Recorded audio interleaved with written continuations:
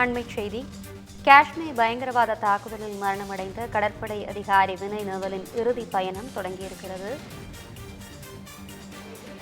காஷ்மீர் பயங்கரவாத தாக்குதலில் மரணமடைந்த கடற்படை அதிகாரி வினய் நவலின் இறுதி பயணம் தொடங்கியிருக்கிறது. இதனை அண்மைச் செய்தியாக நாம் பார்த்துக் கொண்டிருக்கிறோம்.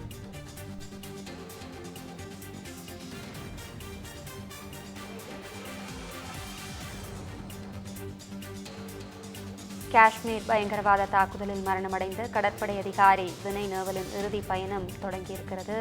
அது குறித்தான காட்சிகளை தற்போது நாம் பார்த்துக் கொண்டிருக்கிறோம். இதுகுறித்து தகவல்களை வழங்குவதற்காக நமது செய்தியாளர் கவியரசன் இணைப்பில் இணைந்திருக்கிறார். கவியரசன், விவரங்கள்.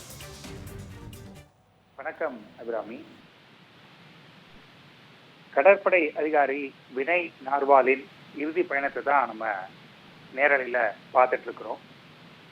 இவர் ஹரியானா மாநிலம் கர்னலை சேர்ந்தவர். இவருக்கு ஏப்ரல் 16ஆம் தேதி தான் திருமணம் நடைபெற்றது. ஹிமான்ஷி அப்படிங்கிற பள்ளி ஆசிரியைய திருமணம் செய்து கொண்டாங்க. இந்த தம்பதியுடைய திருமண பேச்சு அப்படிங்கிறது ஜனவரி மாதம் தொடங்கியது. ஏப்ரல் 6ஆம் தேதி தான் நிச்சயதார்த்தம் நடந்திருக்கு. அதுக்கு 10 நாள் கழிச்சு 16ஆம் தேதி திருமணம் நடந்திருக்கு.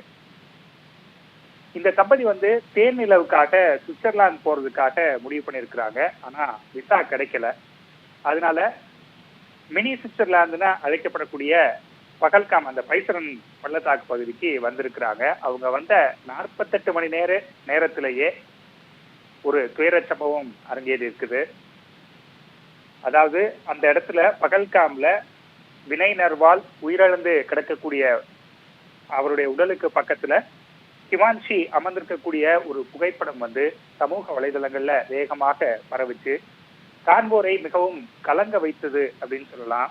அதாவது கல்யாணத்துக்கு போட்ட அந்த நகை வளையல் கூட கலட்டாத ஒரு நிலைமையில கணவரை இழந்து விட்டு அந்த பெண் அமர்ந்திருக்கக்கூடிய காட்சி என்பது அனைவரின் மனதையும் உலுக்கிருச்சு அப்படின்னு சொன்னா கூட அது ரொம்ப கம்மியானதா தான் இருக்கும்.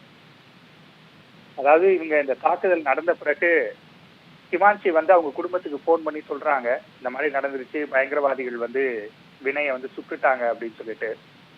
அப்ப கூட அந்த குடும்பத்தினர் அதை நம்பல அப்படின்னு தான் சொல்றாங்க. அந்த அதிர்ச்சியில அவங்களால நம்பவே முடியல, அப்படி நடந்திருக்காது, அவர் எப்படியாவது பிழைத்து வந்து விடுவார் அப்படிங்கிற எதிர்பார்ப்பு அவர்களுக்கு இருந்திருக்குது.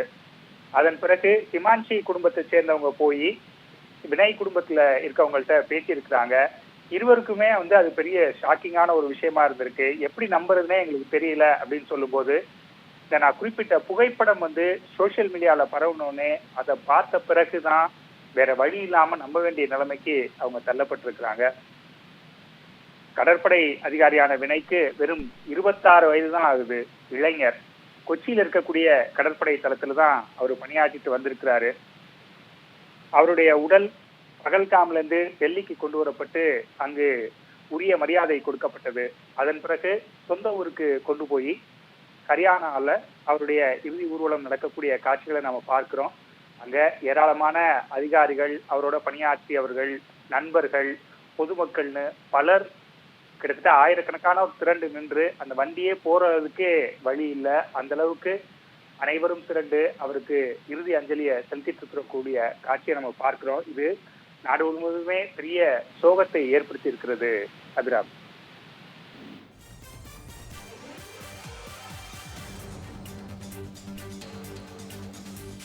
விவரங்களுக்கு நன்றி கவியரசன்.